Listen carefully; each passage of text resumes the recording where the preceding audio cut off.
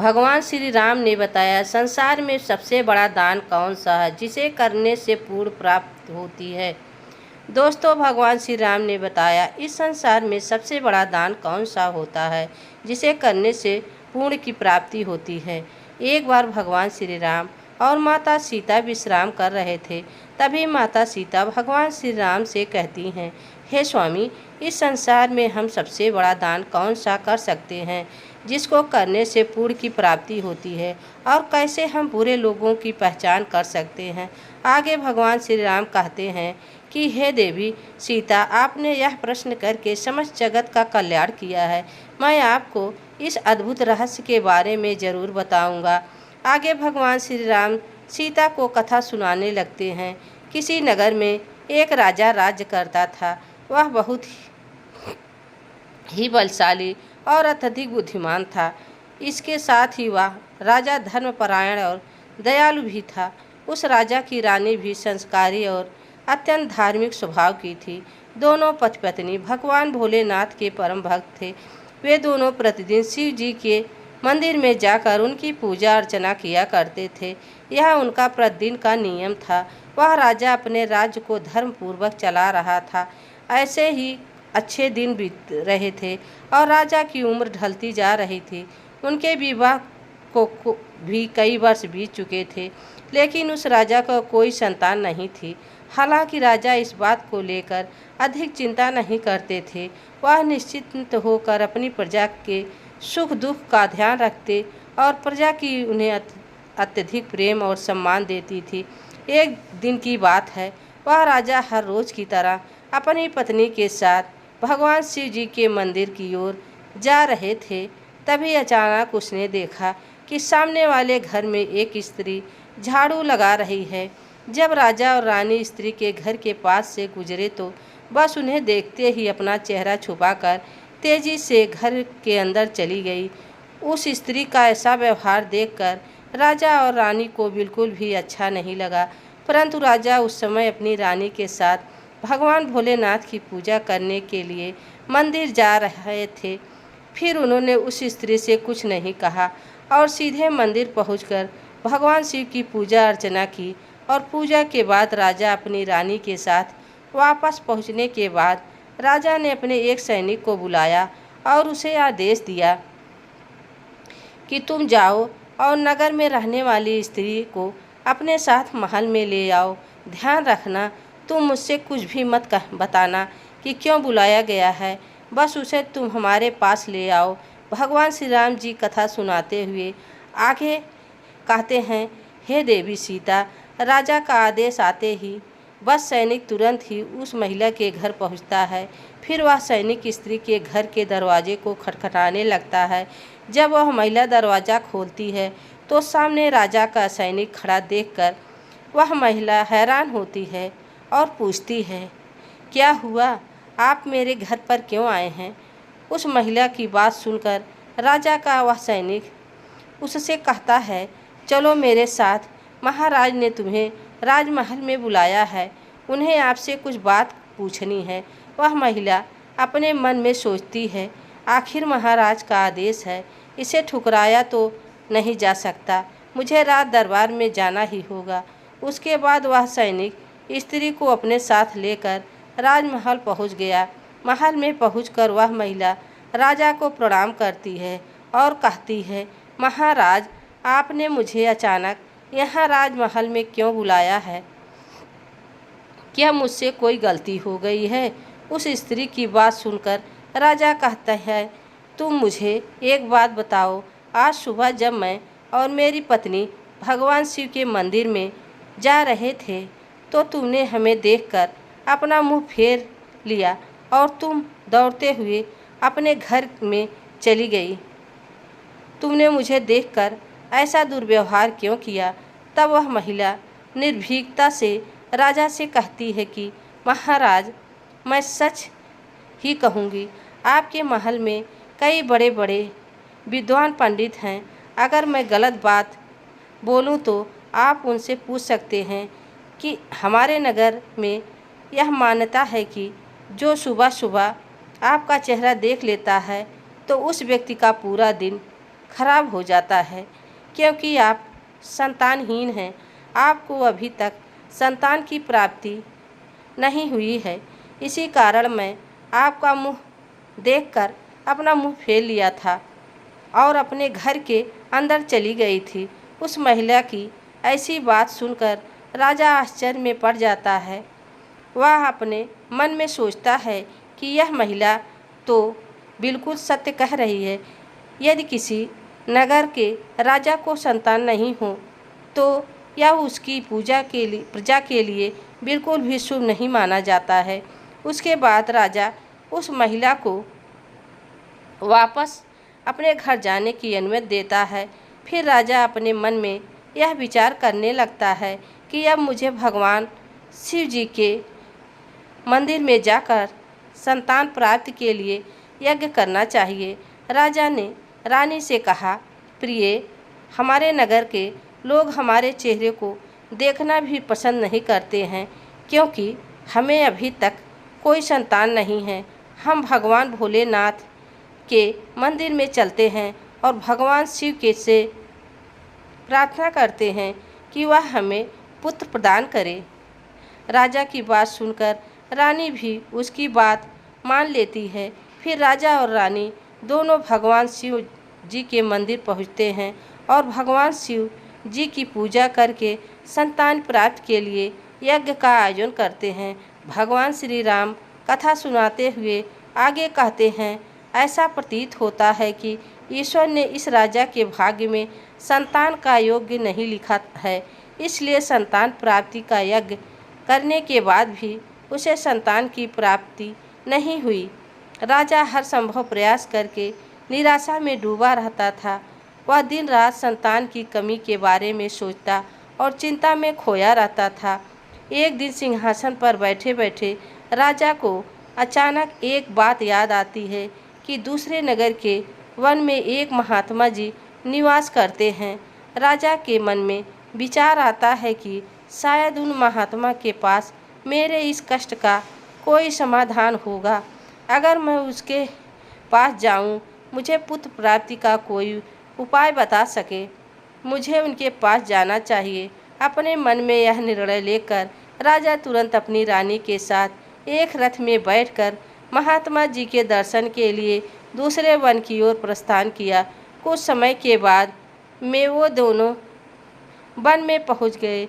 रथ से उतरकर राजा और रानी दोनों जंगल के भीतर जाने लगे। उस रास्तों से गुजरते हुए महात्मा के आश्रम की ओर बढ़ने लगे। भगवान श्री राम कथा सुनाते हुए आगे कहते हैं, राजा वहाँ देखते हैं कि महात्मा जी एक विशाल वृक्ष के नीचे ध्यान मग्न होकर साधना में लीन है। यह दृश्य देखकर राजा और रानी कुछ देर तक खामोशी से खड़े रहे ताकि महात्मा जी की साधना में कोई विघ्न न आए। दोनों हाथ जोड़कर विनम्रतापूर्वक महात्मा जी के सामने खड़े रहे। कुछ समय बाद महात्मा जी अपनी साधना से बाहर आते हैं और अपनी आंखें खोलते हैं तो देखते हैं कि राजा और रानी उनके सामने अपने दोनों हाथों को जोड़कर खड़े हुए हैं। वह महात्मा जी उस राजा को अच्छी तरह से जानते भी थे, इसलिए राजा को देखते ही पहचान गए। राजा से मुस्कुराते हुए कहते हैं, राजन, आप किस कारण से हमारे यहाँ पधारे हैं? तब राजा ने विनम्रता से महात्मा जी को प्रणाम किया और अपनी व्यथा महात्मा जी को कह सुनाई। उसने बताया कि कैसे उन्होंने पुत्र प्राप्ति के लिए यज्ञ किया, परंतु सभी व्यर्थ गए। यह सब सुनने के बाद महात्मा जी ने ध्यान रखकर राजा के जीवन की घटनाओं का आंतरिक दृष्टि से अवलोकन करने लगे। कुछ समय बाद महात्मा जी ने अपनी आंखें खोली और गंभीर स्वर में बोले, राजन, मैं आपके जीवन का एक ऐसा सत्य देखा है जिसे सुनकर आपको कष्ट हो सकता है। आपके पिछले जन्म में किए गए पाप इस जन्म में आपके ऊपर भारी पड़ा है, जिसके परिणाम स्वरूप इस जीवन में आपके भाग्य में संतान प्राप्ति का योग नहीं है। इसी कारण से आपके सभी प्रयास निष्फल हो रहे हैं। महात्मा जी की बातें सुनकर राजा उनके चरणों में गिर पड़ा और विनती करते हुए बोला, हे महात्मा, कृपा करके आप ऐसा मत कहिए। आप ही हमारे दुख को हरने का कोई उपाय बताइए। आपको बिल्कुल भी निराश होना शोभा नहीं देता। मैं अभी आपको आपके कष्ट का निवारण करने का उपाय बताता हूँ, जिसे करने के बाद आपको अवश्य ही पुत्र की प्राप्ति होगी। इतना कहकर वे महात्मा जी अपनी कुटिया के भीतर जाते हैं और एक कटोरी में खीर लेकर बाहर आ जाते हैं और कहते हैं, इसे आप और रानी खा लेना, आपको निश्चित ही पुत्र की प्राप्ति होगी। परंतु राजन, आपको मेरी एक बात याद रखना होगी। जिस दिन आपके पुत्र की 20 वर्ष की होगी उम्र, उसी दिन उसकी मृत्यु हो जाएगी। महात्मा जी की इस बात को सुन राजा गहरी सोच में डूब गया। वह अपने मन में सोचने लगा, चलो 20 वर्ष के लिए सही, हमें संतान का सुख तो मिलेगा। राजा रानी माँ इस बात को स्वीकार कर लिया और महात्मा जी से निवेदन किया और कहा, हे महात्मा, आपका आशीर्वाद और मार्गदर्शन स्वीकार है, कृपया करके हमें यह अवसर दें। महात्मा जी ने मुस्कुराते हुए राजा को आशीर्वाद दिया। राजा और रानी ने महात्मा जी को प्रणाम किया और महल की ओर लौट चले। इसके बाद महल पहुंचकर राजा और रानी स्नान आदि कर भगवान भोलेनाथ जी का प्रसाद मानते हुए श्रद्धा से उस खीर को ग्रहण करते हैं। मित्रों, उसके कुछ दिनों बाद रानी गर्भवती हो जाती हैं। जब राजा ने शुभ समाचार सुना तो वह भी खुशी से झूम उठे। संतान प्राप्ति का यह सुख समाचार सुनने के बाद राजा ने महात्मा जी के प्रति अपनी कृतज्ञता प्रकट करने का निश्चय किया और वह कुटिया की ओर चल पड़ा। कुटिया के निकट पहुंचकर राजा ने अपने रथ को रोक दिया और विनम्र भाव से नीचे उतरकर महात्मा जी के पास पहुंचा और प्रणाम करते हुए कहा कि महात्मा, आपकी कृपा से हमें संतान की प्राप्ति का सुख प्राप्त हुआ है, इसलिए आप मेरी यही छोटी सी भेंट कृपा करके स्वीकार करें। महात्मा जी राजा की विनम्रता और कृतज्ञता से अत्यंत प्रसन्न हुए। उन्होंने राजा की भेंट को स्वीकार कर उसे आशीर्वाद दिया और कहा, राजन, तुम्हारी भक्ति और संकल्प ने तुम्हारे जीवन को फलित किया है। वह अनमोल है जो तुम्हारी संतान होगा और धर्मनिष्ठ होगा। उसके बाद राजा ने महात्मा जी का आशीर्वाद पाकर अपने महल लौट आए। महल लौटकर राजा बहुत ही खुशियाँ मनाता है। भगवान श्री राम कथा सुनाते हुए आगे कहते हैं कि हे देवी, ऐसे ही दिन बीत रहे थे, आखिरकार वह शुभ दिन आया जब राजा के यहाँ एक पुत्र का जन्म हुआ। पुत्र के जन्म से महल में खुशियों की वर्षा होने लगी। राजा ने पुत्र प्राप्त की खुशी में पूरे नगर में उत्सव का आयोजन किया। उसका नाम सिद्धार्थ रखा गया। वह बालक अपने पिता का ही प्रतीक बनते हुए बड़ा होने लगा। वह अपने पिता की तरह और भक्ति के गुण प्रकट होने लगे, जिसे देखकर राजा का हृदय भी गुण और आचरण को देखकर सभी आश्वस्त हैं कि वह एक दिन अपने पिता की तरह महान राजा बनेगा। जैसे जैसे समय बीता, पिता का हृदय और खुशी से भरता गया। संतान सुख की प्राप्ति में उसकी सभी चिंताओं को मुक्त कर दिया था और वह अपने पुत्र में संपूर्ण संसार का आनंद आने लगा। वह राजा पुत्र के प्रति स्नेह में इतना डूब गया कि वह यह महत्वपूर्ण बातें भूल बैठा कि उसके पुत्र की आयु मात्र 20 वर्ष तक की है।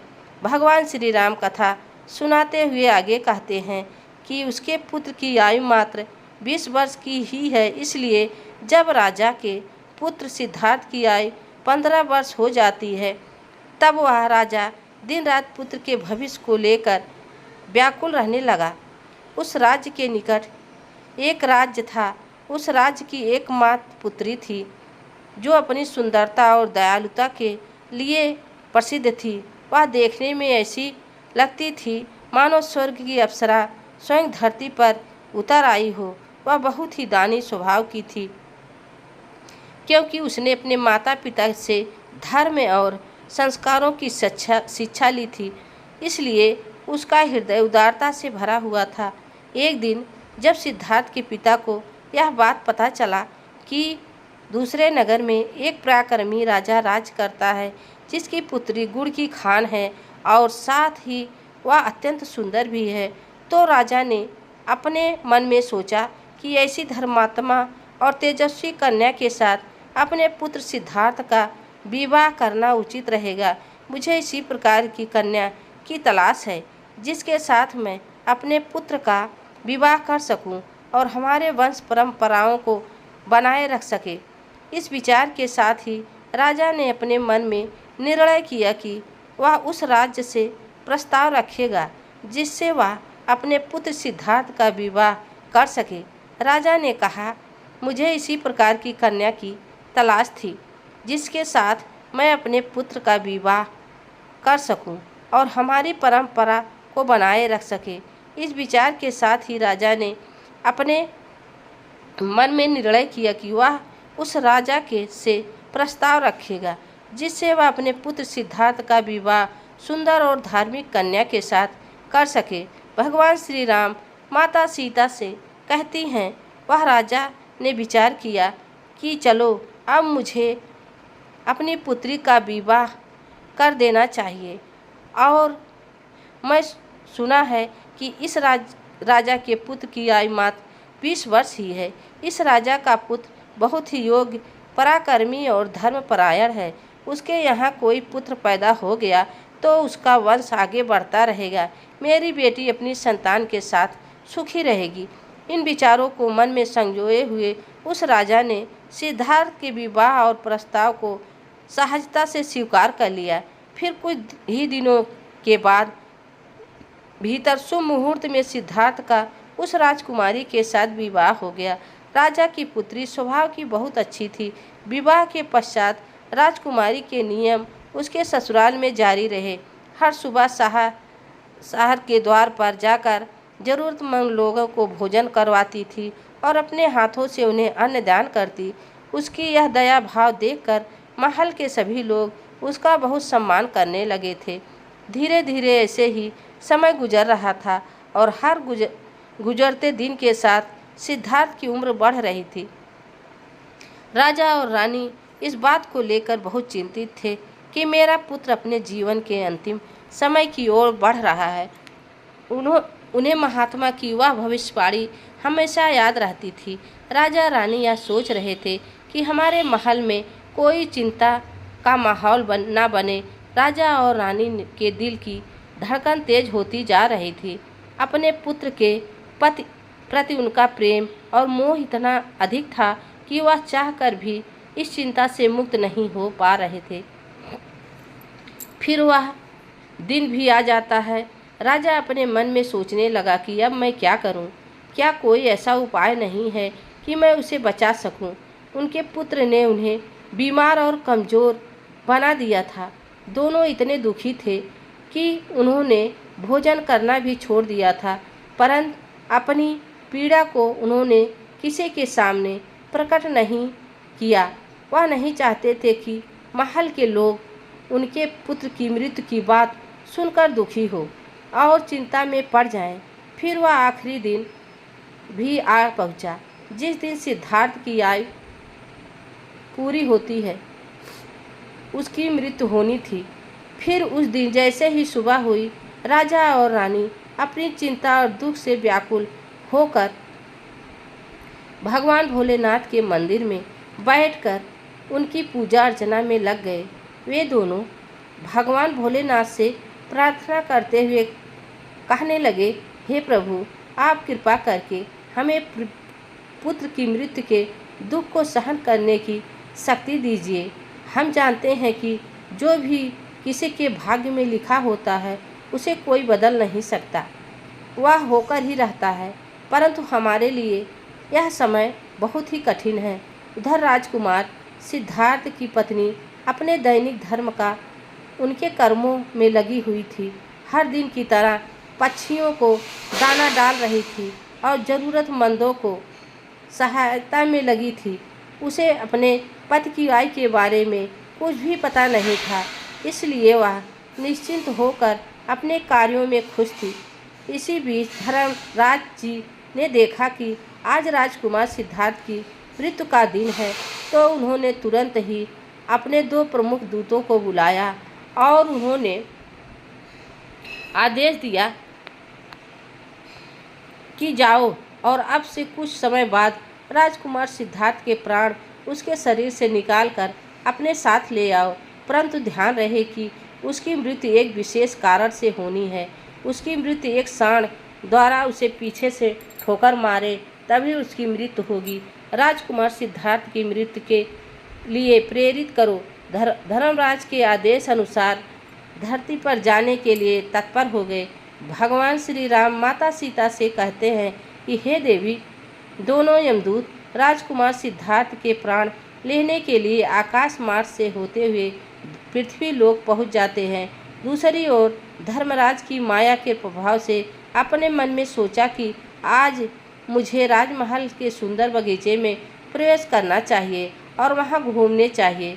मुझे देखना चाहिए कि राजमहल का बगीचा कैसा है।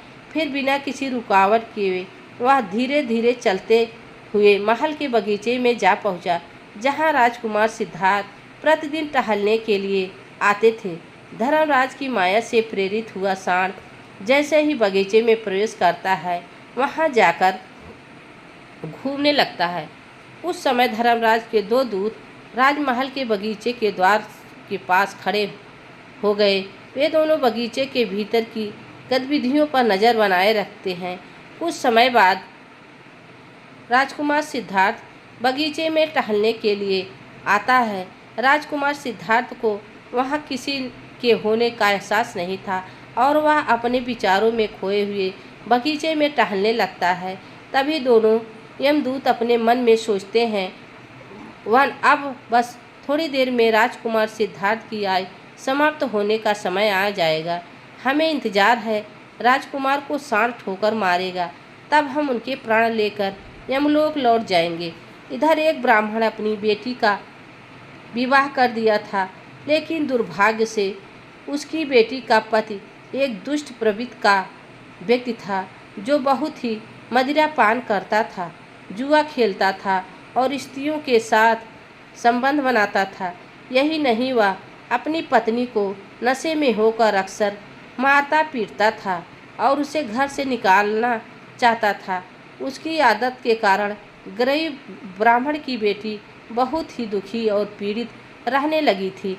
लेकिन वह गरीब ब्राह्मण की बेटी जब अपने पति के साथ कुछ समय तक रही, तब वह गर्भवती हो जाती है। वह आंसुओं से भरी आंखों के साथ अपने पिता से कहती है, पिताजी, आज के बाद मैं अपने पति के साथ नहीं रह सकती, क्योंकि वह मुझे रोज़ मारता पीटता है और बुरी तरह से अपमानित करता है और मैं उसके इस व्यवहार से तंग आकर उसको छोड़कर मायके चली आई। मुझे क्षमा कर दीजिए, पर मैं अब अपने मायके में ही रहना चाहती हूँ। उसका पिता बहुत ही वृद्ध और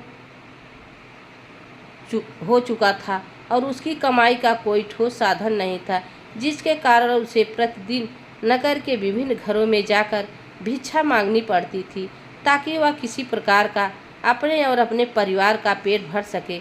भगवान श्री राम कथा सुनाते हुए आगे कहते हैं कि हे देवी, जब उसकी बेटी का गर्भकाल पूरा हुआ तो उसने एक सुंदर पुत्र को जन्म दिया, लेकिन जन्म देने के बाद उसे बहुत तेज भूख लगने लगी। उसे भोजन की आवश्यकता थी। प्रसव के बाद भूख कई गुना बढ़ जाती है, इसलिए वह अपने पिता से भोजन मांगने लगी। दुर्भाग्यवश उसके पिता सुबह से ही भिक्षा के लिए नगर नगर गए हुए थे, परंतु रोज भिक्षा मांगने के कारण उस दिन किसी ने भिक्षा नहीं दी थी। दोस्तों, गरीबी किसी भी मनुष्य के लिए एक सबसे बड़ा अभिशाप है और यह उसकी आत्मा, सम्मान और अस्तित्व के लिए अत्यंत होती है। इसलिए वह खाली हाथ ही घर वापस लौट आता है। इसलिए उसकी पुत्री भूख से बहुत ही व्याकुल हो रही थी और उसकी बेटी ने उसे बिना भोजन के आते देखा तो वह दुखी होकर रोते हुए अपने पिता से बोली, 3 दिन बीत चुके हैं और मैं भोजन का एक भी अन्न नहीं खाया है। अब तो ऐसा लगता है कि भूख के कारण मेरे प्राण ही निकल जाएंगे। लेकिन अगर आपको कुछ भी मिला हो तो मुझे खाने को दे दीजिए, नहीं तो मेरे प्राण निकल जाएंगे। तब उसका पिता अपनी बेटी को ढाढ़स बंधाते हुए कहता है, मैं अब दूसरे नगर में जाऊंगा और वहाँ के राजा के महल के द्वार पर जाकर भिक्षा मांगूंगा। अगर वहाँ से मुझे कुछ भी मिल जाता है तो तुरंत तुम्हारे लिए लेकर आऊँगा।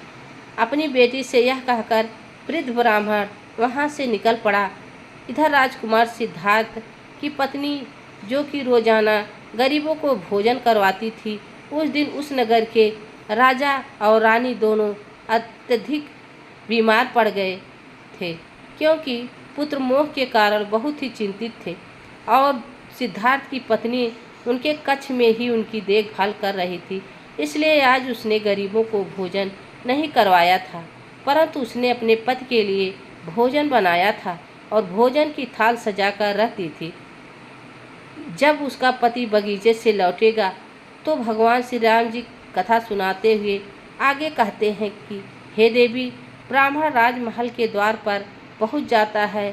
जब राजकुमार की पत्नी भी उसे देखा तो उसके मन में उस वृद्ध ब्राह्मण के प्रति दया आई। उसके बाद वह वृद्ध ब्राह्मण उस राजकुमार की पत्नी की तरफ देखकर विनम्रता से उससे कहता है।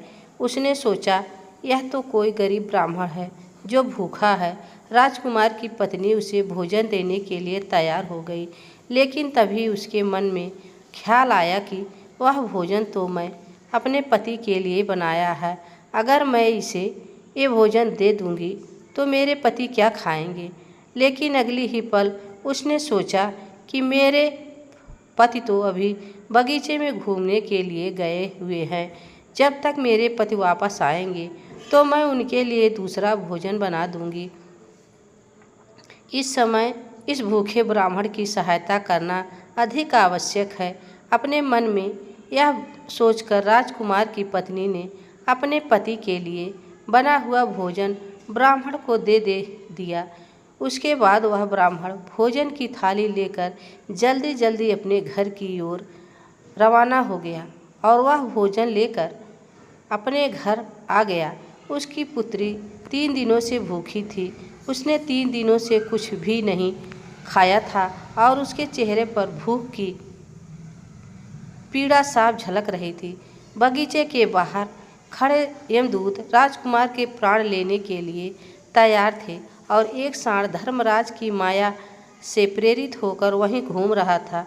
वे दोनों यमदूत सोच रहे थे कि बस अब कुछ ही पल बाकी है और जैसे ही साँड़ राजकुमार को पीछे से ठोकर मारेगा, हम राजकुमार के प्राण हर लेंगे और हम लोग लौट जाएंगे। भगवान श्री राम सीता से कहते हैं। तब उसकी बेटी उससे कहने लगी, हे पिताजी, यह भोजन आप कहाँ से लाए हैं? ब्राह्मण ने उत्तर देते हुए कहा, पुत्री, यह भोजन मुझे दूसरे नगर की महारानी ने दिया है। उस नगर के राजा के पुत्र वधू बहुत ही दयालु और उदार हृदय की है। ब्राह्मण की पुत्री के मुख से आशीर्वाद निकलने लगा। वह भगवान से प्रार्थना करने लगी कि हे भगवान, जिसने भी मेरे पिता को यह भोजन दिया है वह सुहागन रहे और वह सदा सौभाग्यवती बनी रहे। जैसे ही उसने भोजन का निवाला अपने मुंह में डाला, उसकी आत्मा की तृप्ति हो गई और उसकी आत्मा से सच्चे मन से आशीर्वाद निकला। महारानी का पति जीवित और स्वस्थ रहे। इधर राजकुमार सिद्धार्थ अपने महल की ओर बढ़ रहा था और बगीचे के बाहर खड़ी उसकी मृत्यु से इंतजार कर रहे थे। परंतु जैसे ही राजकुमार बगीचे में पहुंचा, तभी अचानक से 2 देवदूत वहां प्रकट हो जाते हैं। अपनी दिव्य शक्ति से उस साँड़ को बेहोश कर देते हैं। वह स्थान खोद भी नहीं पा रहा था। उसने आगे बढ़ने की विकल्प भी शक्ति नहीं बची थी। पर वह साँड़ अपने मन में सोचने लगा कि यह मुझे क्या हो गया? अभी तो मैं राजकुमार को पीछे से ठोकर मारने आया था और अब मैं खुद ही चलने में असमर्थ हूँ। उसकी समझ में नहीं आ रहा था कि यह सब कैसे और क्यों हो रहा था। भगवान श्री राम माता सीता से कहते हैं, जो उसने ब्राह्मण को भोजन दिया था उस आशीर्वाद की शक्ति के कारण ऐसा हुआ। इसके बाद में देवदूत यमदूत के उन दूतों से कहते हैं, उसी प्रकार आशीर्वाद भी फलित हो सकता है। अब राजकुमार और सांड के बीच में दो देव दीवार बनकर खड़े थे और राजकुमारी का दान मृत्यु को आगे नहीं बढ़ने दे रहा था। लेकिन हमें हमारा काम करने दो व्यक्ति, क्योंकि हमारा उद्देश्य कभी खाली नहीं हो सकता। हमारे रहते यह संभव नहीं है, क्योंकि हमें स्वयं भगवान शिव जी ने यह नहीं हो सकता। हमारे रहते यह संभव नहीं है, क्योंकि हमें स्वयं भगवान शिव जी ने यहाँ भेजा है। दोनों पक्षों के बीच में बहस छिड़ गई। महाराज, हम उस राजकुमार के प्राण नहीं ले पाए। तब यमराज अपने उन दूतों से पूछा, तुम लोग खाली हाथ क्यों वापस लौट आए? यमराज जी की बात सुनकर यमदूत यमराज जी से कहते हैं कि महाराज, हम उस राजकुमार के प्राणों को लेने के लिए गए थे, लेकिन अचानक से पता नहीं कहाँ से देवदूत आकर खड़े हो गए और उन दोनों के सामने हमारी कोई भी शक्ति काम नहीं कर पाई।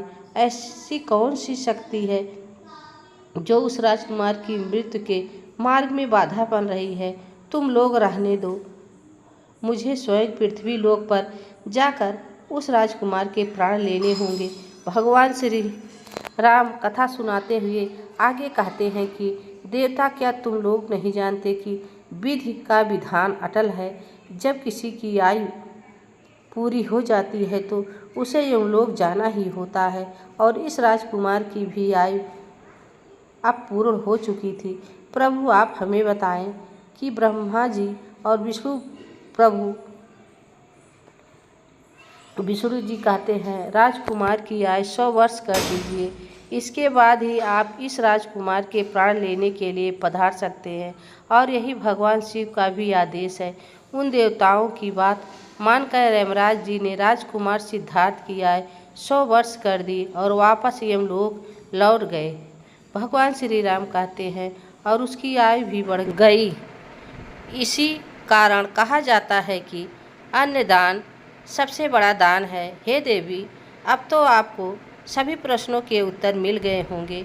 प्रभु, आज आपने मुझे उत्तम ज्ञान प्रदान किया है। दोस्तों, यह वीडियो आप सबको कैसी लगी कमेंट में ज़रूर बताना। चैनल पर नए हो तो लाइक सब्सक्राइब ज़रूर करना। तब तक के लिए राधे राधे। जय श्री राम, जय सिया राम। धन्यवाद।